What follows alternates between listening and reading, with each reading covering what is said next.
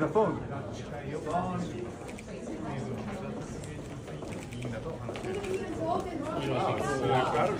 What's Doge?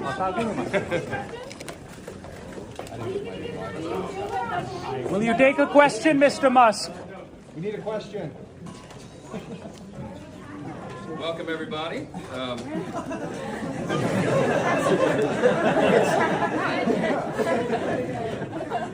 We're all excited. I know you're all excited that Elon Musk and Vivek Ramaswamy have joined us today. This is an important day. It's the beginning of a journey. You've heard what Doge is all about, the Department of Government Efficiency. It's a new thing, and this is a new day in Washington and a new day in America. We have long lamented the size and scope of the government, that it has grown too large. And let me be frank about this. Government is too big, it does too many things, and it does almost nothing well. And the taxpayers deserve better. They deserve a more responsive government, a more efficient government, one that is leaner and more focused on its primary objectives. And that's the opportunity that we have here now. We believe it's an historic moment for the country, and these two gentlemen are going to help navigate through this exciting new day. Elon and Vivek don't need much of an introduction here in Congress for certain, and most of the American people know what they're capable of and what they've achieved. Both of these gentlemen have run very successful organizations. They're innovators, and they're forward thinkers. And so that's what we need right now. And so what you're going to have today is first is a meeting that we'll have here with decision makers, key figures in the Republican House and Senate, who are chairs of committees of jurisdiction who deal with the money and financing of government and the structure of government. We'll have chairs of the new Doge caucuses that have been set up in the Senate and the House. And then after that, we'll proceed to the Congressional Auditorium, where all of the Senate Republicans and House Republicans have been invited, and I think many of them will gather for this discussion. So there won't be a lot of detail for the press today, and that's by design, because this is a brainstorming session. It is the first, again, as I said, of a long series of meetings that will be held as we're laying the groundwork for the new year and the new Congress. And you're going to see a lot of change around here and in Washington and the way things are run.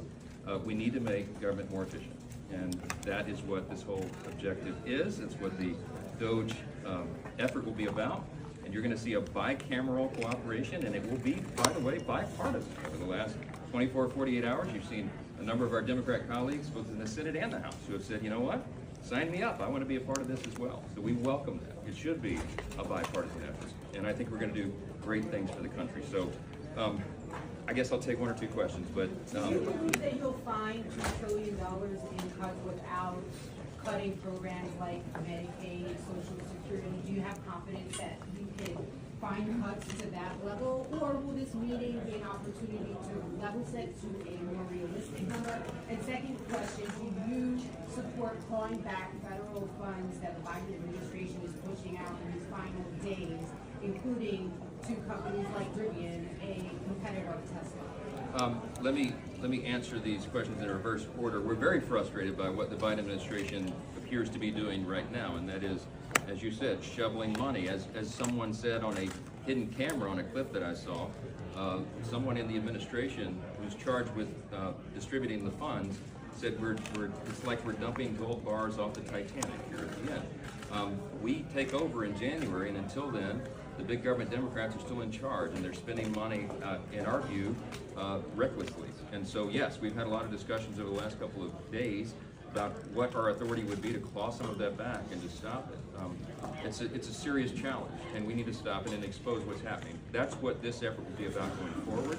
There is an enormous amount of waste, fraud, and abuse in the government, and I think everyone knows that intuitively. And so the efforts here, both with our subcommittees that are being created here and with the Doge effort itself, will be to explore that, to investigate it, and lay it bare for the American people to see. I think that's how we'll begin to bring about the change that we all need. So this is an ongoing effort. Mr. Speaker. Some labor unions are already fighting back. They've already signed contracts to try and get this, that they can be able to work from home, things like that. Your reaction to that? Well, there was a report that came out today, I don't know if you all have seen it, but someone did a little survey of how many federal employees are actually working in the office. By one estimate, it may be about 1%, if you don't count the security personnel that are covering these buildings. That is absurd. and it's not something the American people will stand for. And so one of the first things that I think you'll see is a demand from the new administration, from all of us in Congress, that federal workers return to their desks and get back to the work that they're supposed to be doing. I think that is common sense. What you're going to see here, the overriding theme here, is a return to common sense and a return to accountability and efficiency in government. I think that's going to serve the people well. There'll be a lot